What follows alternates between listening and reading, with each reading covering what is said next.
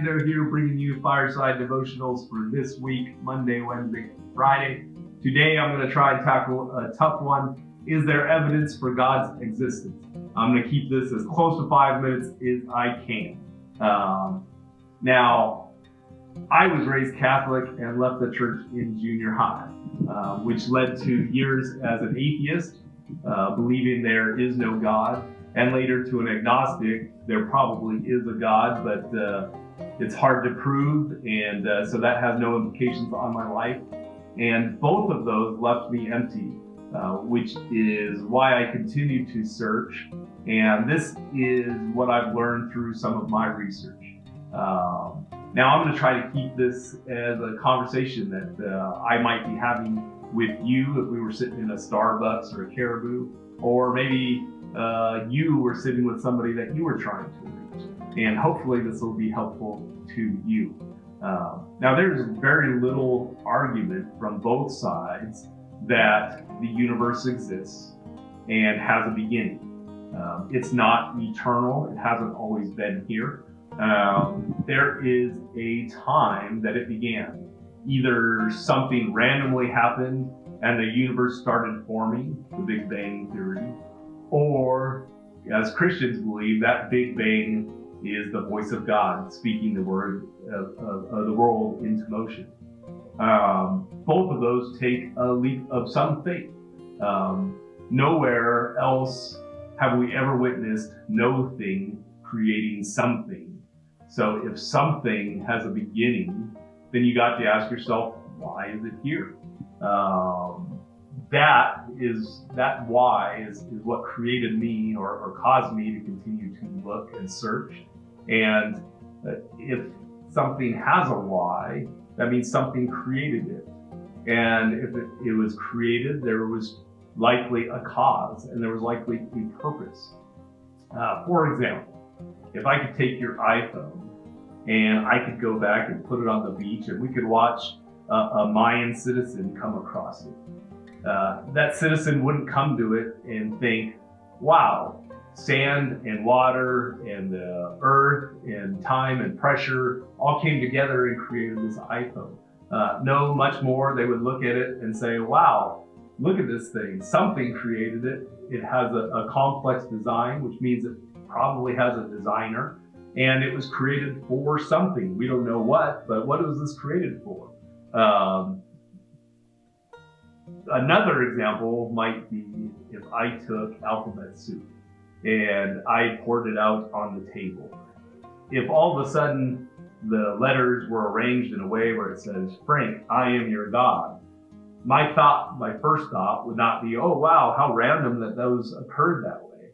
No, I'm sure the hair on the back of my neck would stand up and I would be like, wow, how did that occur? We naturally understand the simplicity in both of these examples. Our universe is far more complex than an iPhone or alphabet soup.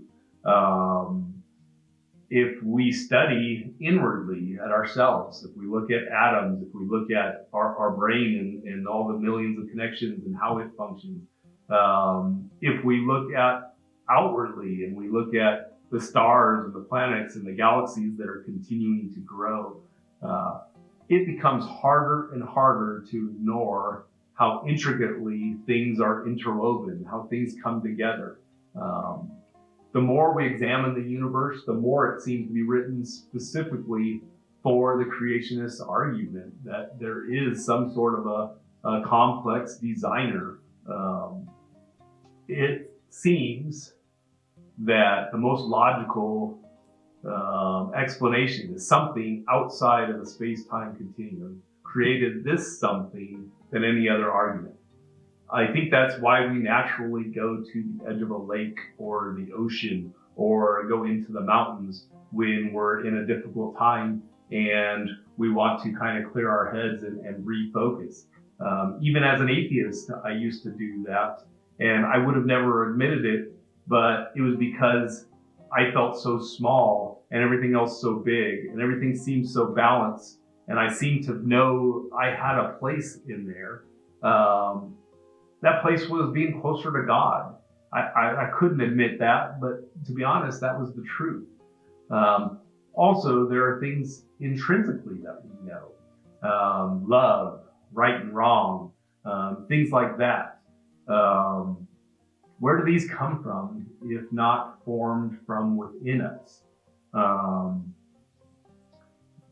Some say that morality is all cultural based.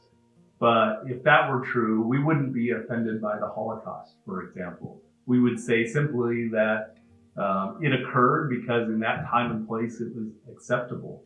And we would agree that, okay, if it was acceptable then, that it would be acceptable to us as well. But no, that's not how we feel about it, right? Another way to think is that, if I was to board a plane with my kids and go to another country and in that country, they were to say any adult can kill any children for any reason that they have.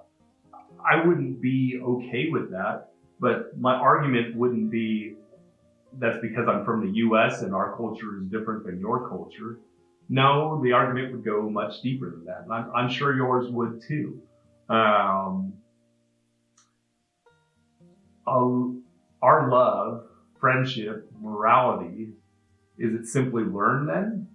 No, because even people that are raised in a difficult circumstances, even the worst circumstances, they still have an understanding of those things.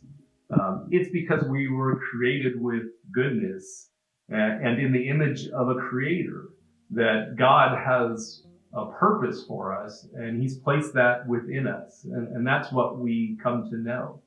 A lot to process in this, I know. But here's where it gets most interesting. In that coffee shop conversation, the response usually isn't trying to debate and argue all of these points. The response is usually, yeah, okay, let's say I can concede and there is a God. If he is good, why do bad things happen? That's usually the next question. I'm going to tackle that on Wednesday. But in the meantime, consider this. Few logical debates on God's existence either win somebody over one way or the other way. People typically decide before going into the argument where they stand. And if you are like me, you need to explore it for yourself.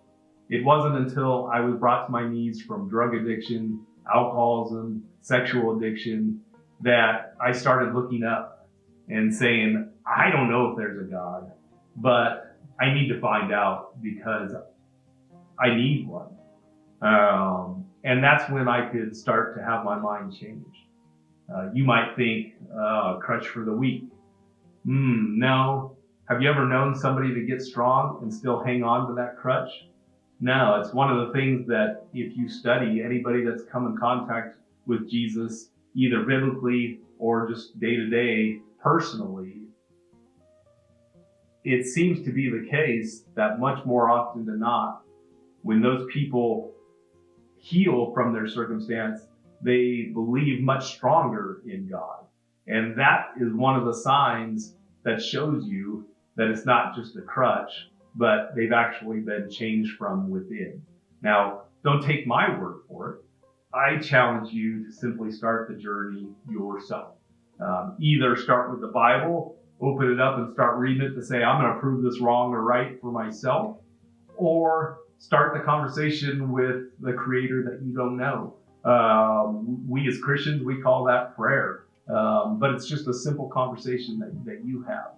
And as you do that, if you have any questions along the way, feel free to reach out to us. We'd love to be a part of this journey with you. That's what we're here for.